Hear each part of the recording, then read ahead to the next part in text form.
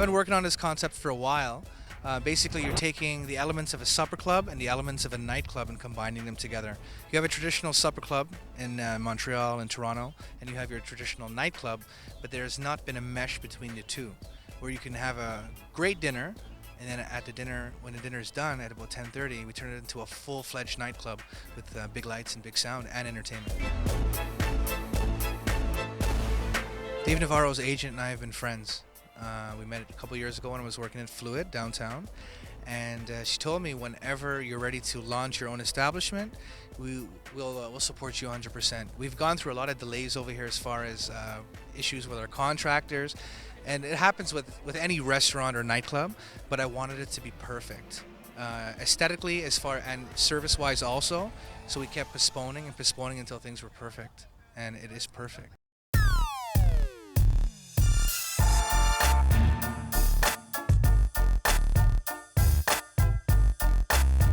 You were kicked out of school for bad grade, long hair, and questionable ties to the LA drug community. But now you're obviously a well-spoken, intelligent individual, and you've actually written for several magazines. How important is that balance in the sort of lifestyle, rock and roll lifestyle? Well, for me, it's important for a balance in terms of being a human being. To be informed and educated and still be experimental with lifestyle.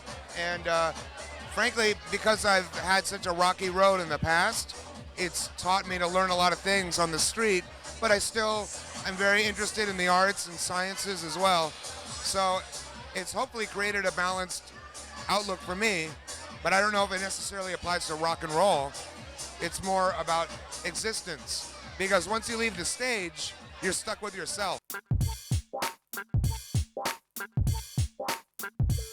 I've read two stories as to what got you into playing guitar in the first place. One was that when you heard Jimi Hendrix died, and the other was when you heard his music at a skate park. Which is it? Well, I don't remember when he died. I think I was about 4. So it had to have been when I was at a skate park. I was a young kid. I was a guitar player, and I heard Hendrix up on the loudspeaker, and I just knew right then that's what I wanted to do.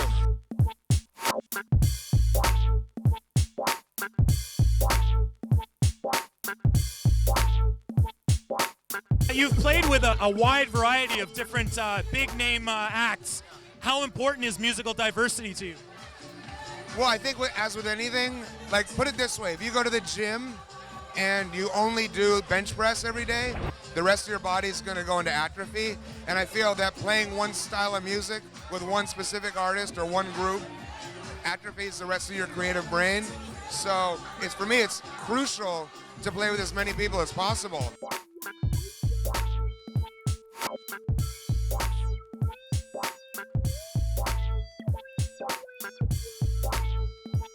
How would you say your days with Jane's Addiction compared to your days with Red Hot Chili Peppers? Both obviously well-respected bands in their own rights, both wild and crazy bands in their own rights.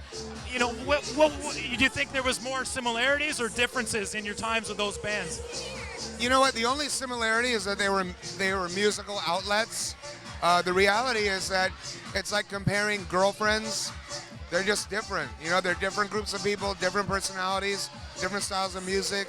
The one thing I can tell you is that I remember every day of the Chili Peppers because I put the drugs down, whereas Jane's Addiction was a little bit foggier.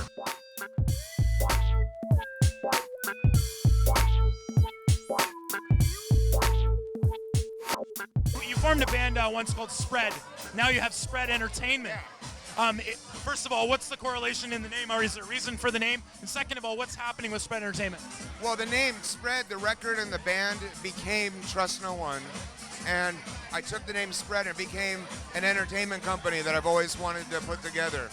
And since then, it's gone on to become a radio show on the internet, spreadradiolive.com, and now we're launching Spread Entertainment, which is an internet-based one-hour TV show on a weekly basis. It's at maniatv.com, and we launch on the 17th, and it's basically my own show where I have guests and artists, and it's a real avant-garde collection of people held in a nightclub, and it's really exciting, and it's non-regulated, no FCC regulations, and it's live too, which is a really exciting thing about the internet, is that you have instant access.